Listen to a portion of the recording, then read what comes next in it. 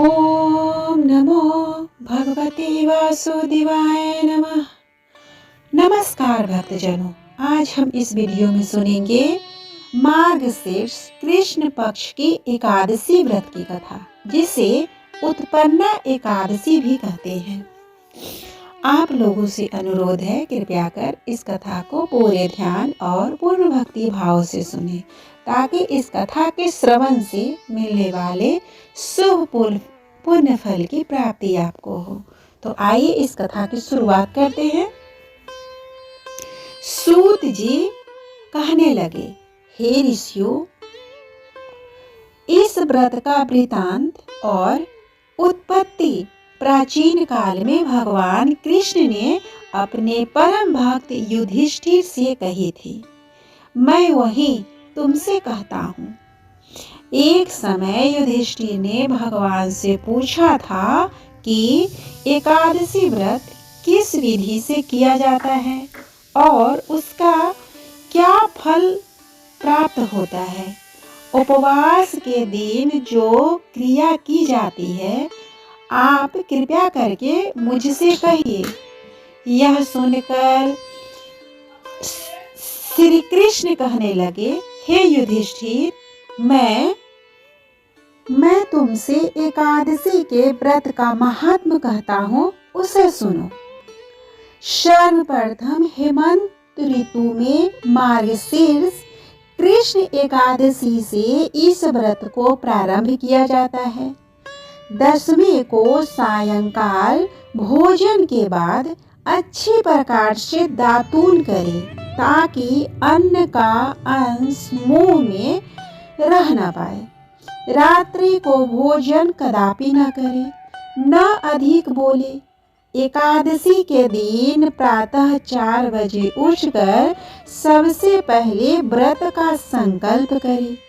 इसके पश्चात शौच आदि से निवृत्त होकर शुद्ध जल से स्नान करे। व्रत करने वाला चोर, पाखंडी, पर स्त्रीगामी, निंदक, मिथ्याभाषी तथा किसी भी प्रकार से पापी से बात न करे। स्नान के पश्चात धूप, दीप, नैवेद्य आदि 16 चीजों से भगवान का पूजन करे और रात में दीपदान करे। रात्रि में सोना या प्रसंग नहीं करना चाहिए। रात भजन कीर्तन आदि करना चाहिए। जो कुछ पहले जाने अनजाने में पाप हो गए हो, उसकी क्षमा मांगनी चाहिए। धर्मात्मा पुरुषों को कृष्ण और शुक्ल दोनों पक्षों की एकादशियों को समान ही समझना चाहिए।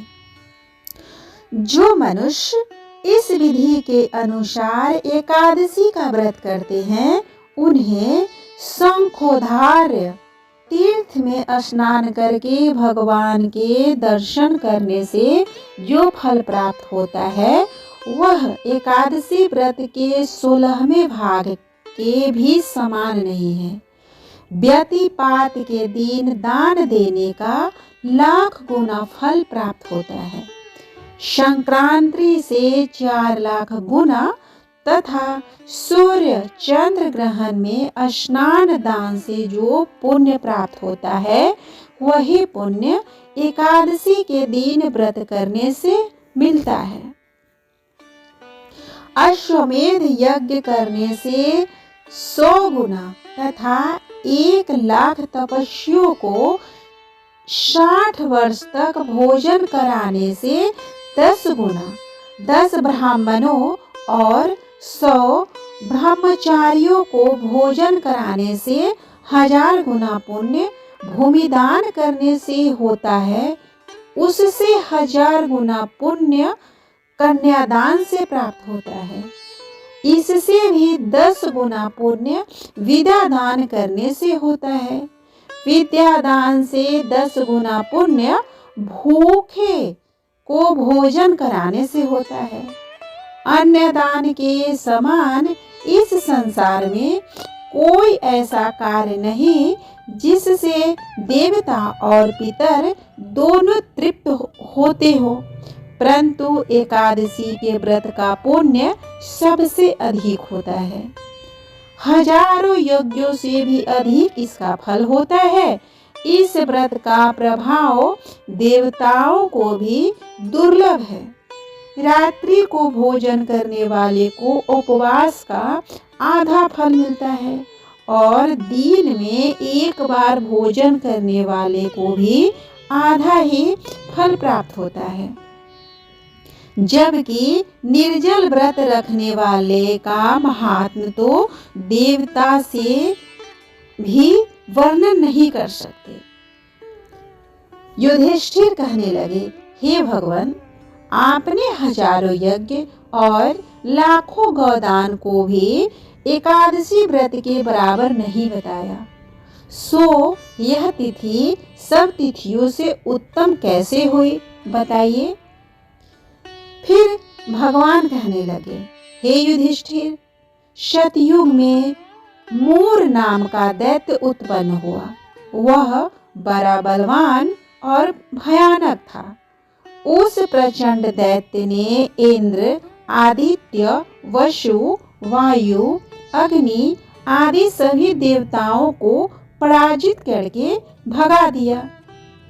तब इंद्र सहित सभी देवताओं ने भयभीत होकर भगवान शिव से सारा वृतांत कहा और बोले, हे कैलाशपति, मूर दैत्य से भयभीत होकर सब देवता मृत्यु लोक में फिर रहे हैं।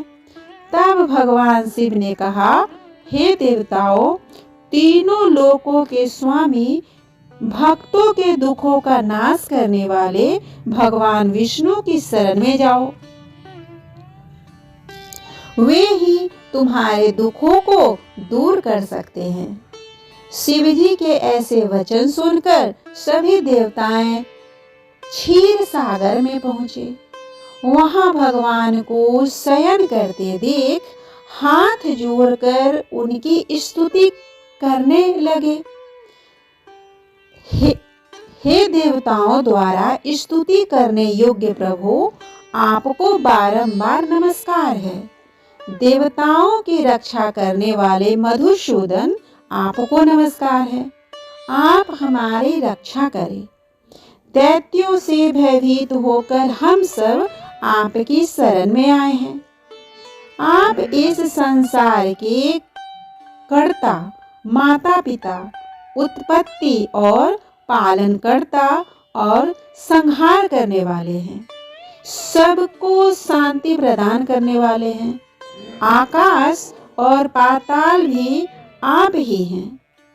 सबके पितामह ब्रह्मा, सूर्य, चंद्र, अग्नि, सामग्री, होम, आहुति, मंत्र, तंत्र, जप, यजमान, यज्ञ, कर्म, कर्ता, भोक्ता आप ही हैं।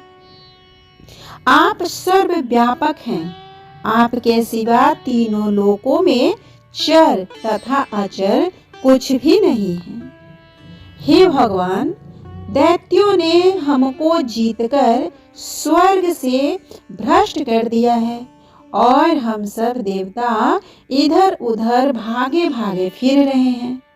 आप उन दैत्यों से हम सबकी रक्षा करें।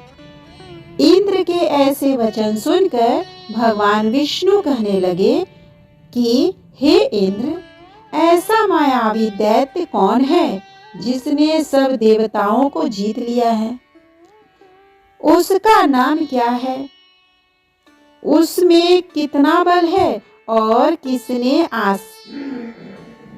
किसके आश्रय में है तथा उसका स्थान कहाँ है? यह सब मुझसे कहो। भगवान के ऐसे वचन सुनकर इंद्र बोले, भगवान, प्राचीन समय में एक नारी जंघ नामक राक्षस थे। उनके महापराक्रमी और लोक विख्यात मूर नाम का एक पुत्र हुआ। उनकी चंद्रावती नाम की नगरी है। उसी ने सब देवताओं को स्वर्ग से निकालकर वहां अपना अधिकार जमा लिया है।